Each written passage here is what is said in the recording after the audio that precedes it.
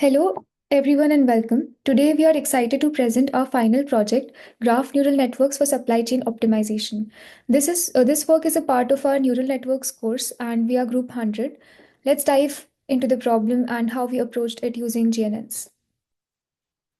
Supply chains are inherently complex systems.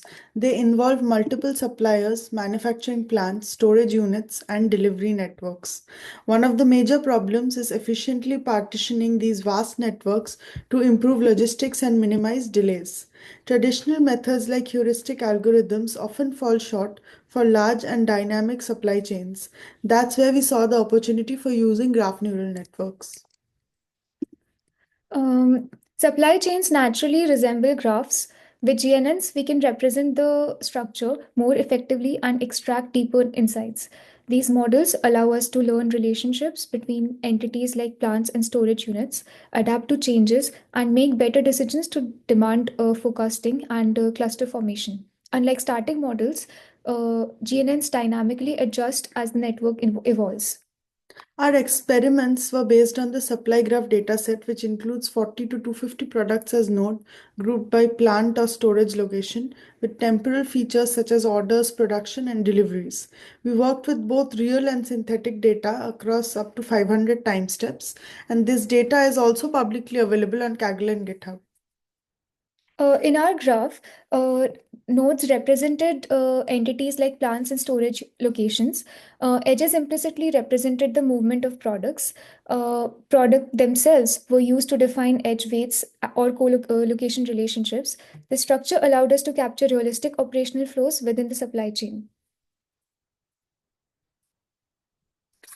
The output of our model included optimized clusters of plant and storage units, bottleneck identification using attention weights or node centrality, and visualization of the learned graph. We also generated performance metrics like lead time reduction and suggested actionable recommendations to reroute flows dynamically. Um, we used a graph convolutional network as our baseline. After cleaning the data and ensuring quality, we split it into train and test splits. We evaluated performance using metrics like MSE, MAE, and R square, and used PyTorch and PyG and Network X for implementation. The Adam optimizer helped us with the training. We trained two types of graph neural networks, GCN and GAT. These models predicted future sales orders using the past five time steps of each node's history. We kept the graph homogeneous and directed, making it easier to model temporal transitions and node level changes. To improve our model accuracy, we implemented and tried to prevent overfitting. We employed techniques like learning rate, scheduling with step LR, and early stopping and L2 regularization through weight decay.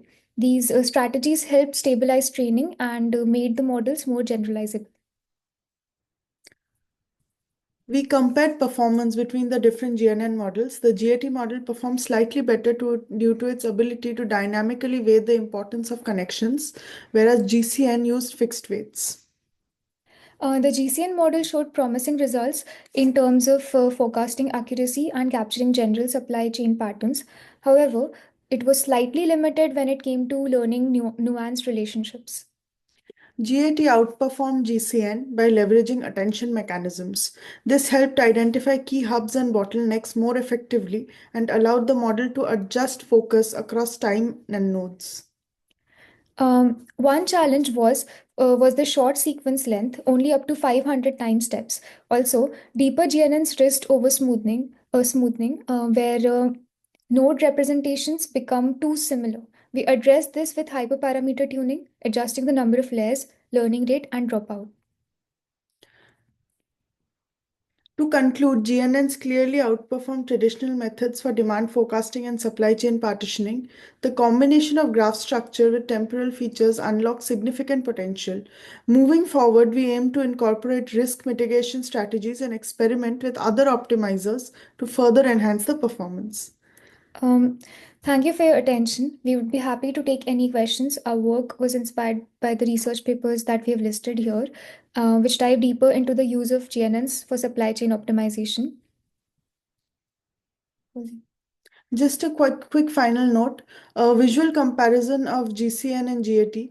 GCN uses fixed weight for neighbors while GAT uses attention mechanisms to dynamically assign the weights.